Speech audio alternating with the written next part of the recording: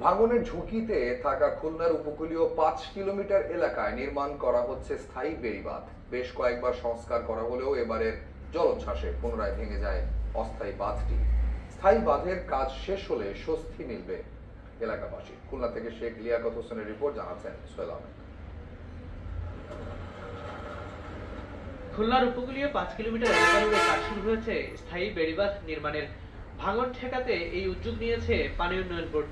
এ কাজে সহযোগিতা করছে Japan international corporation agency JICA. খুলনার দাকুবের বটবুনিয়া, ঝালবুনিয়া, খালিশা ও পাইকগাছা সহ বেশ কিছু অঞ্চলে জিওব্যাগের মাধ্যমে এই কাজ শুরু করা হয়েছে। বটবুনিয়া এলাকায় প্রতিদিন প্রায় ২৫০০ ব্লক নির্মাণ করা হচ্ছে।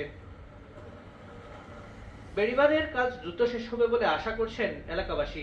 ব্লক তৈরি করতে আশা করি ব্লক প্ল্যানের পরে হয়তো স্থায়ীভাবে ভাঙন বন্ধ হবে। বেড়িবাঁধটা হয়, রাস্তা মেরামত হলে আমরা একটু ভালোভাবে যাতায়াত করতে পারবো। কাজ শেষ হলে আমরা উপকৃত হব। পানি উন্নয়ন বোর্ডের কাজ অব্যাহত রাখার জন্য বর্তমান সরকারের কাছে দাবি জানান তিলডাঙ্গা ইউনিয়ন পরিষদের ওয়ার্ড সদস্য অভিজিৎ মণ্ডল। আমি আশা করব যে ওনারা আরো দ্রুত গতিতে কাজটা সম্পন্ন করবেন। টেকসই এ বাঁধ দুর্যোগ প্রতিরোধ করতে পারবে বলে মন্তব্য করেন পানি উন্নয়ন বোর্ডের এই নির্বাহী প্রকৌশলী।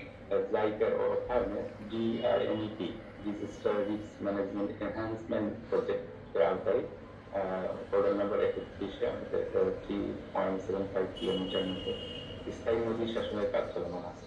প্রকল্পের যে বাঁধগুলো হবে সেটা সম্পূর্ণ টেকসই এবং স্থায়ী বাঁধ হবে। বাঁধের কাজ শেষ হলে ঘূর্ণিঝড় ও জলোচ্ছ্বাসের প্রকোপ থেকে রেহাই পাবে উপকূলবাসী। Sohel Ahmed, GTV news.